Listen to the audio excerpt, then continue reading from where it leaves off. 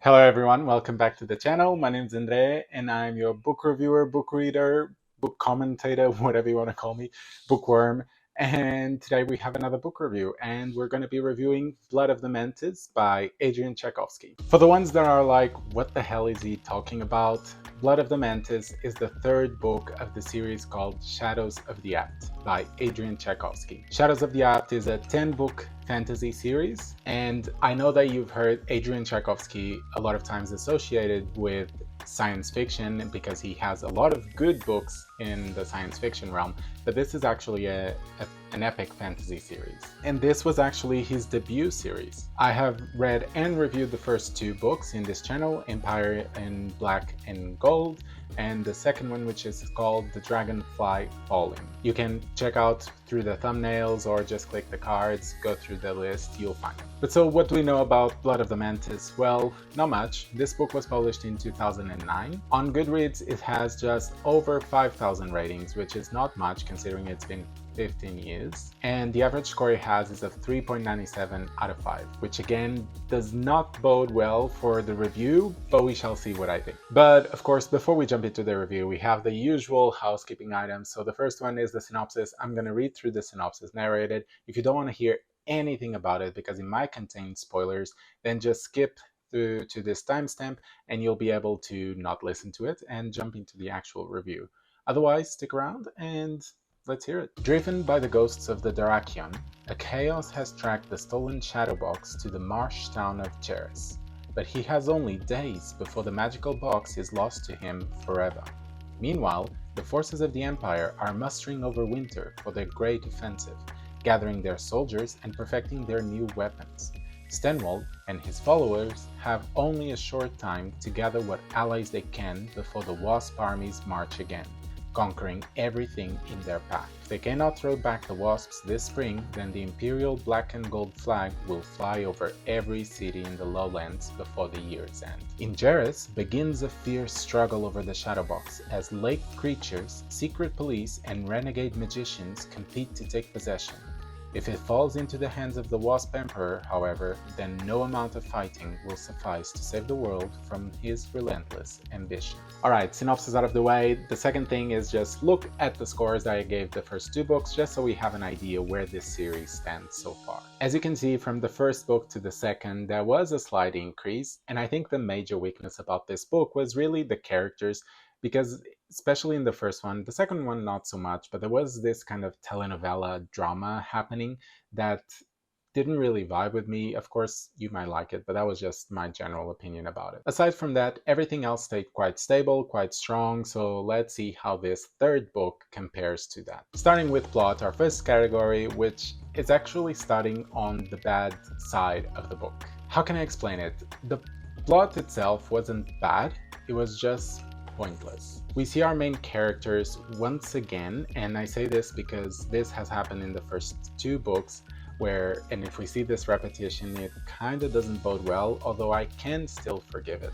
But what is happening is we see at the start the characters again separating themselves into each their own path, so that at the end they can go back together again. And although the plot lines that each one of these smaller groups goes into, this let's call side lines or side plots, they aren't bad per se, but my problem with it was that we reached no point at the end of these sidelines. It's almost like they separated, went on to their side quests, and then when they come back, the result had been exactly the same. There wasn't really an evolution of the plot. And it really felt that we could have summarized this whole book into a couple of chapters and included it in the next book. Especially how some of these subplots ended, it really felt that we were back to square zero. Luckily, even though the plot didn't really allow for much progression of itself, I think it allowed for grounds for some of the other categories to develop,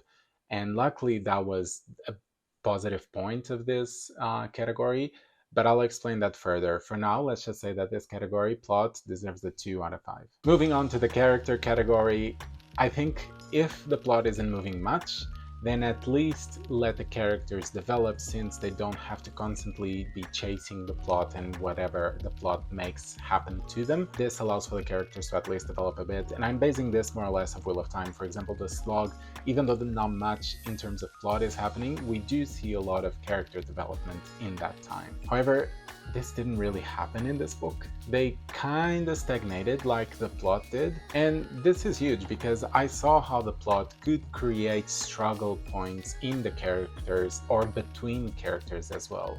But aside from some tension and some well-put emotions and struggles, small struggles in some of the characters, it didn't really go beyond that. And what I really hope is that at least let the following books show that whatever happened in this book had some repercussions in those characters, and it's not like, okay, they went into this side adventure and they forgot about it and they're continuing with their life. So for now, for this category, I'm gonna give it a 3 out of 5. Halfway through our categories is world building, and luckily world building continues quite strong. I think Tchaikovsky has a great imagination when building this universe, from the cities to the peoples to the cultures, the technology, the way the world works on itself. Everywhere you look, there's great points for imagination, and I think that's really, really good. And regarding the magic, I think in this book we keep developing the magic, even if it's just a smidge of it.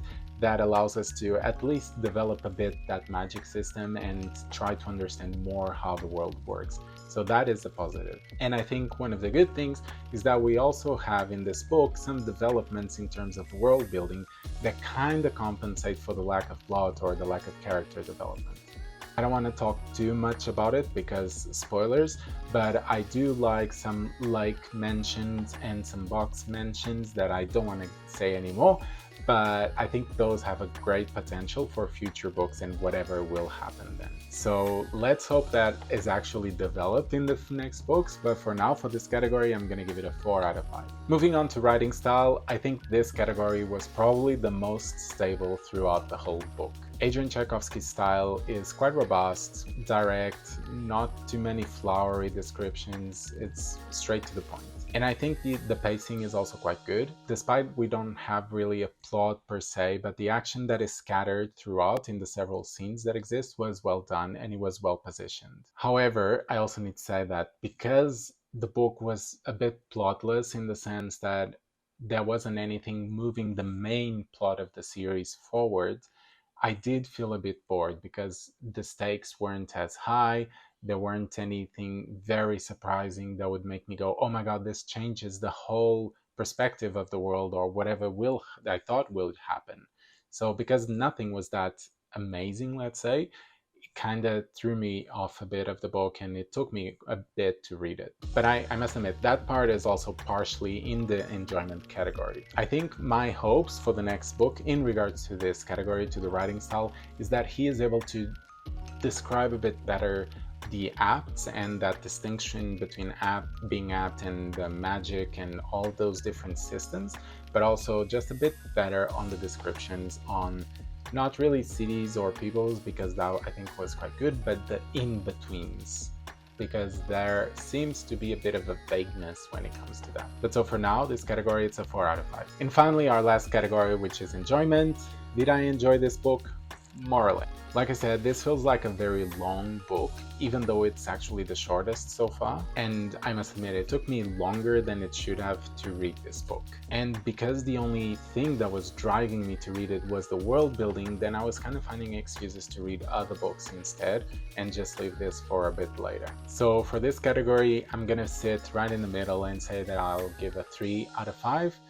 But I really hope that the next ones are better. And so we reached the end of this review. Just as a refresher, we have 2 for plot, 3 for characters, 4 for world building and for writing style, and then a 3 for enjoyment as well. And this gives us a final score of 3.2 out of 5. This is quite the low score for the series. It's the lowest so far, and it's comparing to Goodreads even lower. So it's not great. I do think this book suffers a lot from middle book syndrome, where not much is happening per se, and it feels like the characters just started in one point, went around in a circle and ended in the exact same point. I'm really hopeful that the author is able to pick up the characters and the plot better and give us some surprises, increase the stakes for the rest of the series, because in the end there's still 6 books, so 6 or 7, so there's still a lot to go through. And I mean, if he wrote a 10-book series, it must be good, hopefully. Let's see. But tell me, what do you think? Have you read this series? What do you have to say? Is this really the worst book of the series and I only have good things to wait for me? Or am I gonna get a bad surprise? Let me know, comment down below. And if you're new, don't forget, subscribe, like the content, and I'll be seeing you on Thursdays and Sundays, okay? See you soon.